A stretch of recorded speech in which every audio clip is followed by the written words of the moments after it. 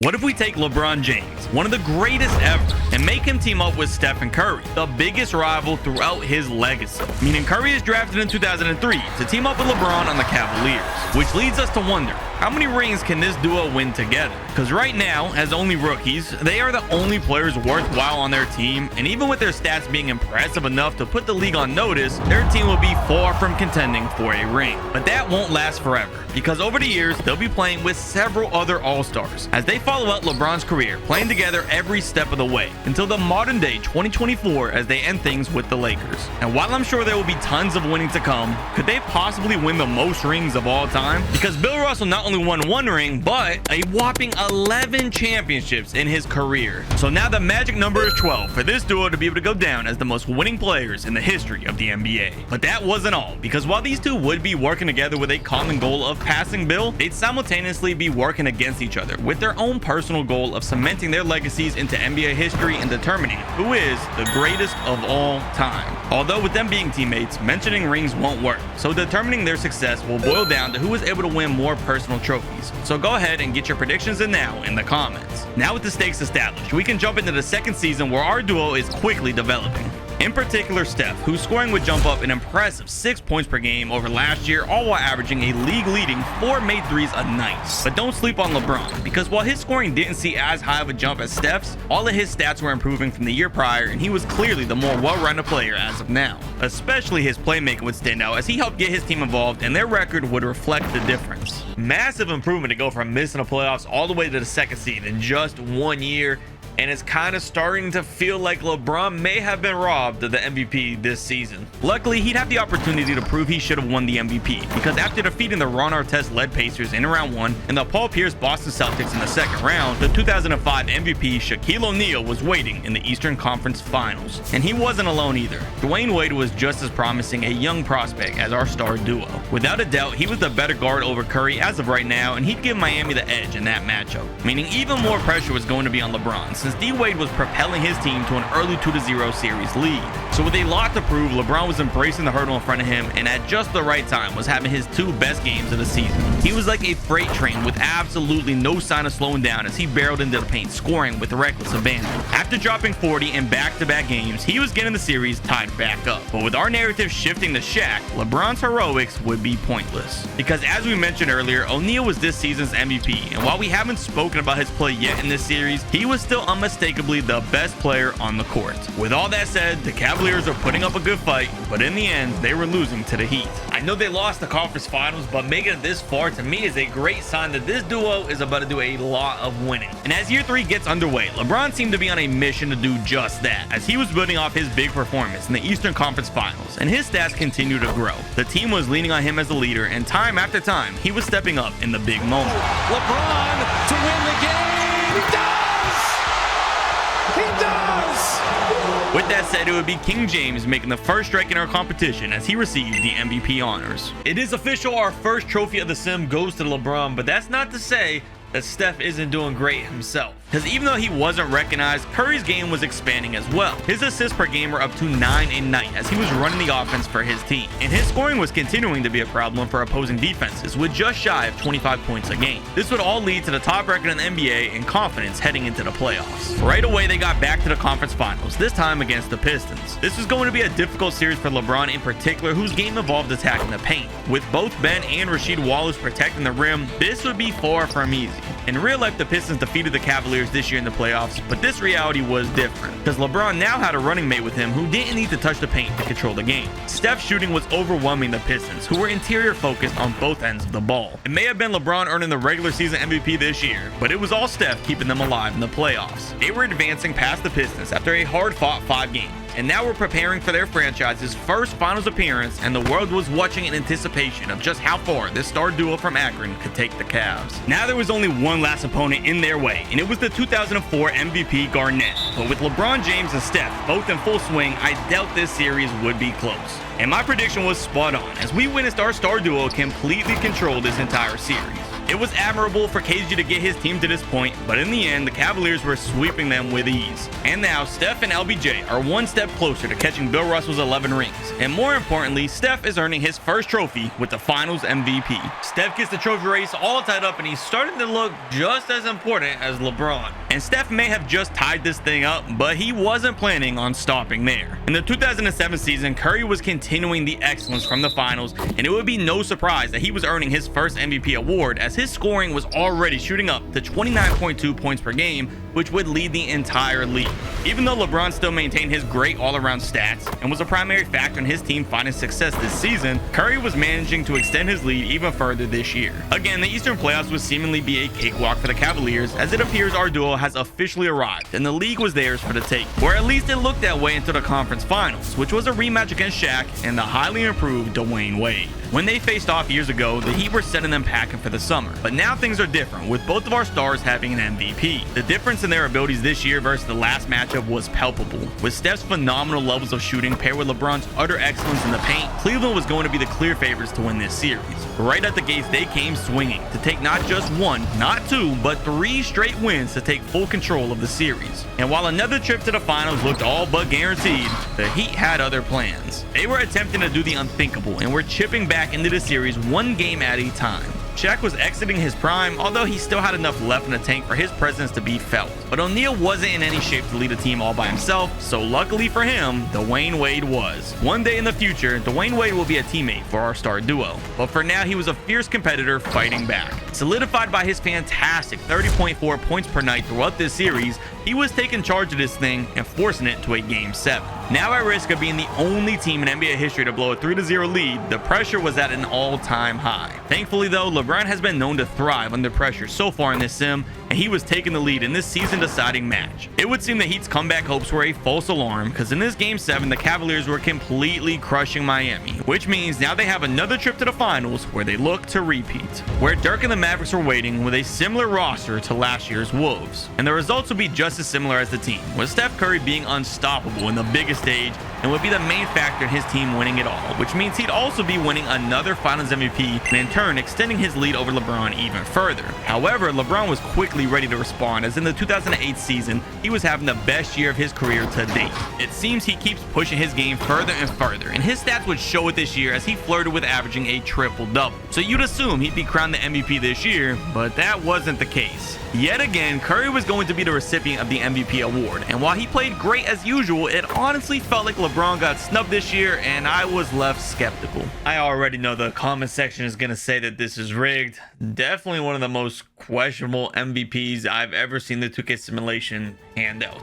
Nonetheless, in the playoffs again, they were looking like an unstoppable force, taking out everything in their paths. Our duo was making the conference finals yet again, and they were eager to try and three-peat. Only a handful of teams have ever been able to achieve a three-peat, and doing the same here would be something special for Cleveland, and the media couldn't stop writing stories on this possible dynasty in the making. The only problem was, the biggest hurdle that they've seen yet was in their way of that dream three-peat. Boston had formed a super team this season in order to defeat the alleged undefeatable duo, and for the first time in the last couple seasons, our stars didn't look invincible. Boston had the edge in this series, and facing elimination, the Cavs were down with seconds to spare. The Cavaliers are facing some adversity here, down by 2 late in the game. They have not had their backs against the wall like this in quite some time. Steph Curry with the ball now, Rondo on him, they swing it around to Gooden, they get it to LeBron James, Paul Pierce, Curry open for 3, a huge shot! He clanks off the side of the rim. 40 seconds left, down by 2. You have to get a stop here. This is a must-get defensive stop. Kevin Garnett in a pick and roll. I've never seen nothing like this. He's going all the way. Pump his leg. It's off. They do get the stop. Gooden, they're pushing a pace. No timeout. LeBron James. Paul Pierce on the other end guarding him. Steph Curry trying to redeem himself. He gets around to stumbling. Backdoor to LeBron. Oh my. LeBron loses it. I have never seen such a collapse in the playoffs. There was a foul to give, which sends Rondo to the line. Not a good free throw shooter. He is able to hit the first, though, but there's a chance he misses this second. Keeps it within 3. Rondo, free throw number 2, and it's off. It barely rims out. Cleveland timeout. Down by 3 with the greatest shooter ever on your team. You imagine Steph gets the ball here, but we'll have to see what coach drew up and possibly their final timeout of the season. With the season on the line, down by 3, I expect Curry to get it, but he shot the last shot and he missed it miserably. It might end up going to LeBron James. Gooden gets it inbounded to Hughes here. There's no way it's Hughes taking this last shot. You have to get the ball in one of the stars' hands. Hughes up here. Ray Allen throws it down low to Big Z. Kicks it out. Drew Gooden. What are they doing? This playoff collapse is insane. What are the computers? Drew Gooden for the tie? Oh my, wow. And just like that, the Cavaliers plummet back down to reality after one of the most disappointing finishes I've ever seen.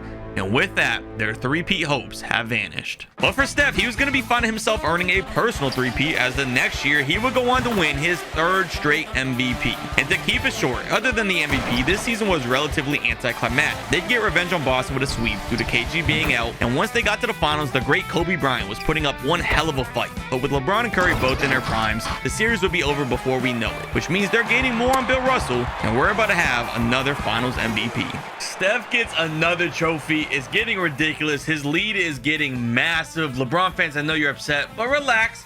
I can almost guarantee LeBron's longevity is going to come into play. His prime is going to last longer than Steph's, but nonetheless, he needs to start winning now before Curry completely runs away with this thing. The issue was Steph was all gas and no brakes in this reality. In year 7, he was pushing his game even further and continuing to be one of the best scorers in the league. With another 28 points per game season in the book, it couldn't go unstated just how important he was to this team's offense, and you really can't blame the voters for giving him these awards. All signs were pointing to LeBron going down 7-1 in the race, but he had other plans. So far, he's looked like a second fiddle to Curry, but something clicked this season, and the league knew he was going to do whatever it took to put his name back in the spotlight. With the year he was having and the stats he was averaging, there was absolutely no chance that he'd be in the shadow of Steph this year, and the MVP votes would start pouring in. I'm not going to be blind and oblivious to what I've seen him do during the regular season. That's why he got my league MVP vote.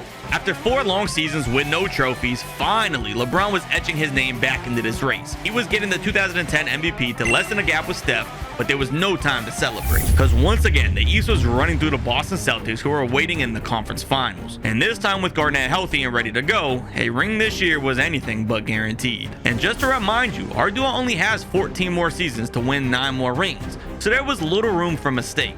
Also, to make matters worse, Rondo's defense has improved considerably, and he would be making Steph's life a nightmare in the court this whole series. While Steph was still good enough to play well through the tight defense, he was held to lower averages than he would typically experience. So now LeBron was going to have to prove why he was given the MVP. Just like he has in the past, with the pressure building up, LBJ was rising to the occasion and would elevate his game. His regular season numbers were impressive, but in the conference finals, he'd push it up to an even higher level. He was giving it 110% in this series and throwing everything he had at the Celtics. But in the end, it was all for nothing, because Boston just had far too much talent. Even though this series was pushed to a Game 7, the Celtics were coming out on top, and the criticism for LeBron was building. I think the MVP suddenly realized when the clock ran out that he had failed miserably. The recent struggles versus Boston wasn't sitting well with LeBron, and a major decision needed to be made that offseason. LeBron and Steph Curry were deciding to take their talents to South Beach, where they were joining their old rival Dwayne Wade and an all-star big man Chris Bosh, and the expectations couldn't be higher. Not 5, not 6, not 7. And LeBron wasn't lying, because the rest of the league stood no chance. First shot, come strut walking, a little bit of humble, a little bit of cautious, somewhere between like Rocky and Cosby's for the game. Nope, y'all can't copy yet. Glad moonwalking, and this here is our party. My posse's been on Broadway, and we did it all way. Chrome music, I shed my skin and put my bones into everything I record to it. And yeah, I'm on. Let that stage light go and shine on down. Got that Bob Barker suit game and Plinko in my style.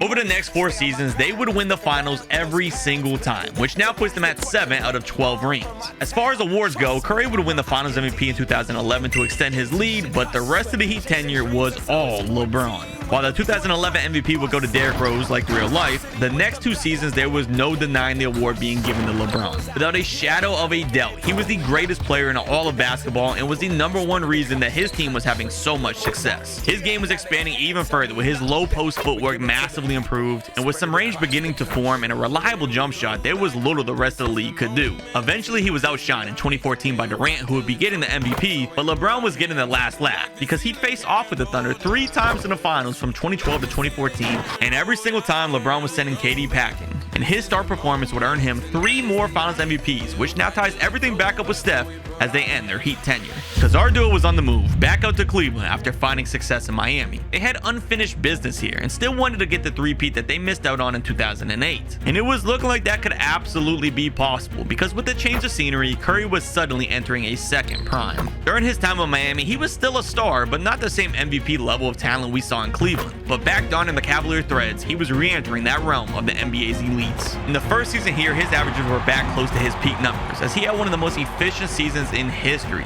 He was now paired with star PG Kyrie Irving, who was an additional primary ball handler. This allowed Steph plenty of opportunities to play off ball to abuse screens to find open shots, which would result in an unbelievable 48% from beyond the arc on over 5 makes a night. But let's not forget about LeBron, whose longevity by no surprise would have him still playing like the face of the NBA as he returns to his original stomping grounds. Despite both of our stars looking like the top 2 players in the league, the MVP would be going elsewhere. Out in Houston, Harden was putting on a show every night and would get the MVP. And while we'll see more of him very soon, for now our duo will see someone else. Because by no surprise, they were blowing out all their competition in the East, dropping each opponent one by one until they would make yet another Finals appearance. The Cavs made the Finals every year without Curry, so by no surprise, of course they're gonna make it now with Curry on the team. And as to not waste any of your time, we'll keep these finals short, because while they did feature Chris Paul and all-star face of Lob City Blake Griffin, in the end the 4-headed tandem of LeBron, Steph Curry, Kyrie Irving, and Kevin Love would be far too much, as Cleveland is earning themselves their 4th championship in franchise history.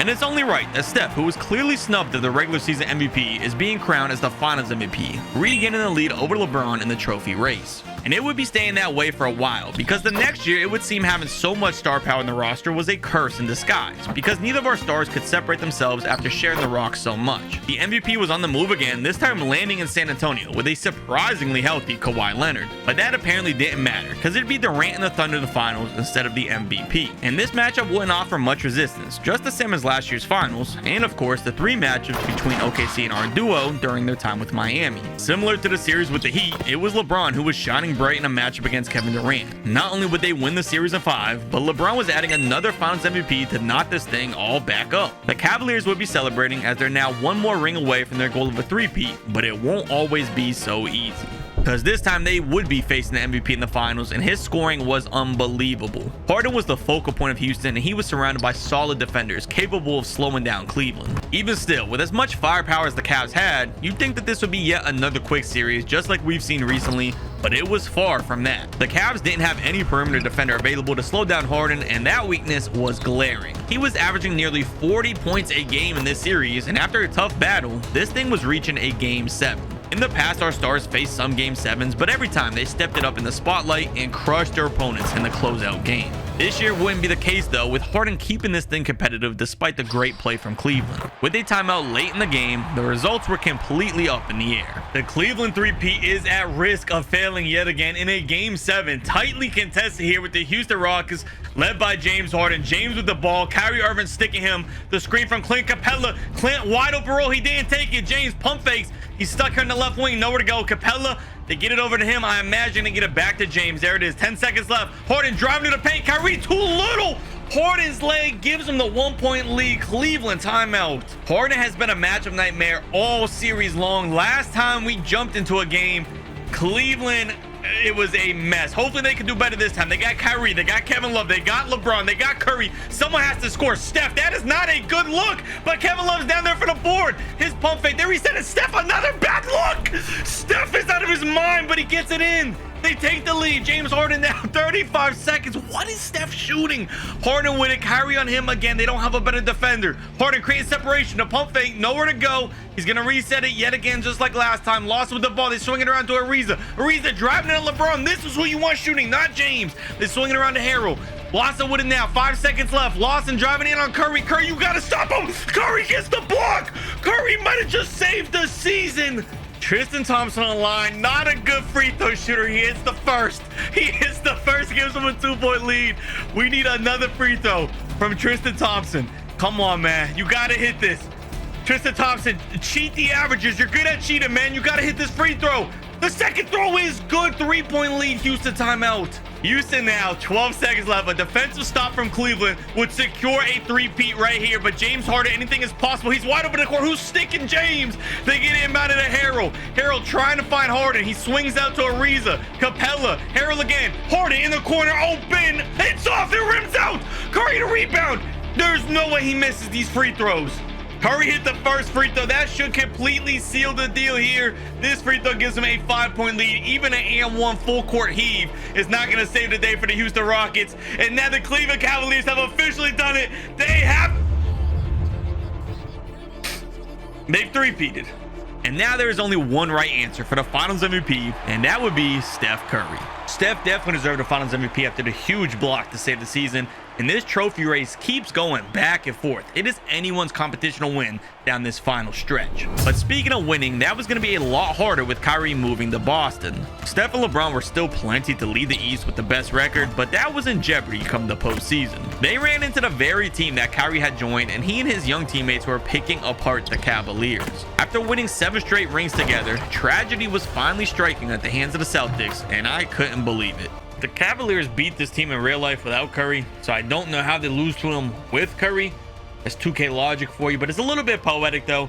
The first Cavs stint ended losing to the Celtics, and this one is ending losing to the Celtics too, because we're about to have a change of scenery out to Los Angeles. But it wasn't all sunshine and rainbows out in California for the newest duo in town. Yes, they were good during the regular season, still being seen putting up some very respectable numbers, but with a young and experienced core around them, they would only go so far. The first round of the playoffs was another run-in with the Houston Rockets and James Harden. Much like the finals a few years ago, it would be next to impossible to slow down Harden, and instead their best bet would be to outscore him. Luckily, Steph was just the man for the job, because his three-point shooting would keep the Lakers a healthy distance ahead of Houston from start to finish, and while it was much longer than they'd like, finally, after 7 games, they'd be advancing. The next matchup was a battle for LA, and it was going to be just as big of a challenge as the first round. Paul George and Kawhi Leonard were surprisingly both healthy, and that would make this a very difficult series. But in the end, the duo of Steph and LeBron is far superior to the duo of Kawhi and PG-13, resulting in a Game 6 victory in this series. But eventually, the conference finals would roll around against the Golden State Warriors, headlined by a familiar rival.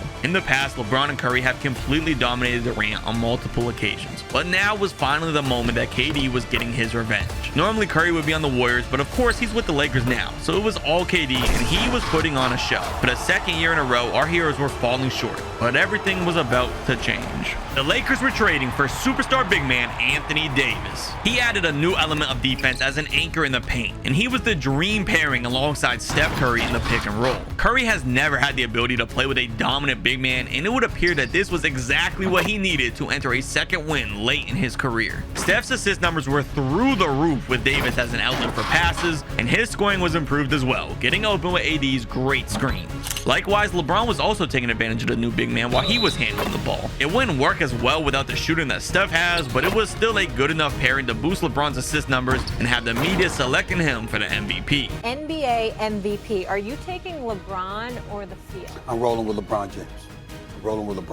But ultimately, it would end up going to Steph, whose massive leap with the addition of AD simply could not go unnoticed, and he was now pushing his lead even further over LeBron. The playoffs this year would be a cakewalk compared to the intense battles they were having last year. Not only did they add Davis, but they also rounded out their roster with elite role players all around. They were quickly arriving to the finals against the Sixers, and it would end just as fast as it began, with our players completely dominating. In particular, LeBron James, who felt cheated after the regular season MVP went to Steph, and in an effort to get back in this competition, he was earning the Finals MVP to get back within 1. And speaking of 1, our duo just won their 11th ring, meaning they are now only 1 away from passing Russell. And early in season 18, they were on the right track to contend for that final ring. They earned the NBA's top record, but the MVP was going elsewhere. Luka almost averaged a 35-point triple-double.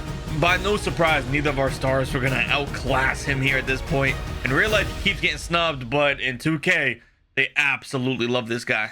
But our duo didn't need an MVP, because at the end of the day, their goal was to pass Russell, and they'd be breezing through the West again after only losing twice, all to be making yet another finals appearance, but now faced a real threat in their paths. Once again, it was going to be Kevin Durant challenging our duo, but he was paired with another old rival in Harden and a friend from Cleveland in Kyrie Irving. This would be by far the most back and forth series our duo has experienced in this entire simulation. Both sides had elite scoring threats, and they were giving it everything they had in this all-out clash of the league's two biggest juggernauts. LA had the advantage of Davis being the biggest body in the court, and Brooklyn would have difficulty slowing him down. But on the other end of things, defending a backcourt of both Harden and Kyrie would leave glaring holes in the Lakers' defense. And all of that was rounded out by the back-and-forth battle of Kevin Durant and LeBron James, two players who have clashed throughout this entire journey. Neither team was getting any separation away from the other, and every single match in the series would be down to the wire, including a climactic Game 7 finale. We are in a Game 7, completely knotted up with a chance to pass Bill Russell if they can win here. A lot at stake here. James Harden guarding Steph Curry. Steph trying to force his way in. A little pull-up jumper. He gets it in. That's a questionable shot. But the Brooklyn Nets are not taking the time out here with just about a minute left to go in this match. James Harden now with it. This has been a nightmare matchup for the Los Angeles Lakers, guarding James and Kyrie at the same time. I don't see Kevin Durant on the court, so that could be a plus here. James Harden, LaMarcus Aldridge with the screen. James has a wide open lane. Andre Drummond gets there, but he's late and one. Harden giving up the and one was huge there. They're down by one now. They almost got the stop. Steph saucing up. Steph the pull up in Harden's face. It rims out. That was a bold shot attempt. Kevin Durant is in the game now with it. AC on him. Curry gambled on the steal. He doesn't get it. Oh my goodness. Harden, the pull-up jumper for three. That could have been the dagger, but he misses it. Steph Curry with the ball now. They are just going back and forth, shooting crazy shots. Steph has it. James Harden on him. Steph driving it in. He goes for the little Euro. LeBron, three. Bang! He secures a 2-point lead late in Game 7. What an unbelievable sequence. Our duo, Steph to LeBron assist for the huge three. Biggest three in the entire sim. James Harden with the ball now. 12 seconds remaining. James, Curry on him. Nowhere to go. Harden's trying to get to that paint. I can see it now. He's getting the screen. LaMarcus Aldridge. He has the whole right side. Steph, the great D. Harden goes down low to Aldridge. The hook. It's off. It's off. The Lakers do it. They hold on in Game 7 to become NBA champions yet again. After an exciting finish, the Lakers are champions. But more importantly, our duo has done it. They've officially passed Bill Russell, and all that's left is their trophy race, which continues here with LeBron James being crowned as the Finals MVP after his massive three, tying everything all back up as we enter the final moments, which are coming sooner rather than later. Because fast forward to 2023, time is really catching up to Steph, and he's regressing to more of a catch and shoot threat paired alongside LeBron, which would allow the team to continue to be competitive in the playoffs, but they'd still be falling short to the would-be champions, the Denver Nuggets. And in 2024, not much else would change, and with no awards being given to either of our stars, another playoff exit would conclude their career here, which means our last season to talk about would be the 2022 NBA season. And with the MVP going to Doncic yet again, the tiebreaker will boil down to a potential Finals MVP as they match up with the Boston Celtics yet again. But before we get into this last series of the sim, let's look back on how our duo got here. They started off as rookies together in Cleveland and quickly became the most exciting duo ever, winning Cleveland not only its first championship but 3 rings before eventually being stopped by the Boston Celtics super team, only to bounce back just as hard with a super team of their own in Miami, where they completely ran the NBA, and following that success went back out to Cleveland to complete their unfinished business of bringing a three-peat to their city, eventually being dethroned yet again by the Celtics and their young core, but then rising from defeat again in new threats here in Los Angeles, bringing more rings to one of basketball's most storied franchises and getting their 12th ring together to pass Russell. All leading up to this moment where they can close this out by defeating the Celtics once and for all, simultaneously determining who is the GOAT with the final trophy in their race. But either way, as this tips off, it's clear this is the greatest duo of all time, but only one can be the GOAT. And it is only fitting that as our duo chips away at Boston, one game at a time, en route to winning their 13th ring, the final trophy is going to the same person who won the first trophy. It was going to be LeBron James taking home this one and solidifying his case as the greatest to ever play the sport. But while Steph may have lost, he was still vital in this sim. But what about a sim of his own? Check out this video next, where Steph teams up with Shaq in his career with the Warriors.